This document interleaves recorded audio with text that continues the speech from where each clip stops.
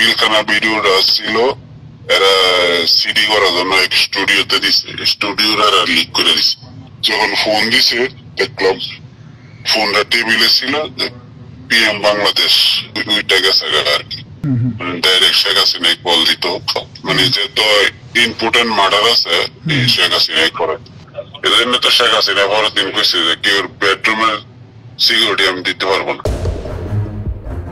সাংবাদিক দম্পতি সাগর সরোয়ার ও মেহেরুন রুনি হত্যা মামলার নতুন কিছু তথ্য হাতে এসেছে বলে জানিয়েছেন তাদের আইনজীবী শিশির মনির। মঙ্গলবার সুপ্রিম কোর্ট প্রাঙ্গণে সাংবাদিকদের এ তথ্য প্রকাশ করেন তিনি। বলেন, ঊর্ধ্বতন কর্তৃপক্ষের যোগাযোগের বিষয়ে মুখ খুলেছেন জেলে থাকা আসামিরা। অতীতে তদন্ত প্রক্রিয়ায় আইনিভাবে চলতে বাধাগ্রস্ত করা হয়। দ্রুত হাইকোর্টে দাখিল হবে তদন্ত রিপোর্ট। আইনজীবী শিশির মনির আরও জানান, বর্তমান সরকার আসার পর হাইকোর্টের একটি বেঞ্চ মামলাটি তদন্তের জন্য উচ্চ পর্যায়ের টাস্ক ফোর্স গঠন করেছে। আগামী 4 এপ্রিলের মধ্যে তাদের তদন্ত প্রতিবেদন আদালতে দাখিলের কথা রয়েছে। এদিকে মেহেরুন রুনির ভাই নওশের রোমান সাংবাদিক দম্পতি সাগর রুনি হত্যা মামলায় শেখ হাসিনা সরকারকে দায়ী করে অভিযোগ করেন। তবে সাগর রুনির সন্তান মেঘ আশাবাদী বলে গণমাধ্যমকে জানান, এবার হয়তো ভালো কিছু হতে পারে।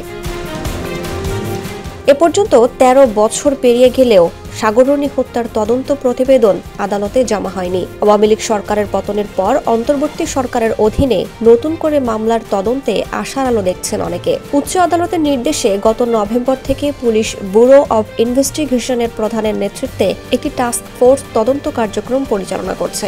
এতদিন পরেও মামলার সঠিক তদন্ত বিচারের অপেক্ষায় আছেন সাগর রুনি পরিবারের সদস্যরা। দেশের জনগণও তাদের ন্যায় বিচারের জন্য মুখিয়ে আছেন।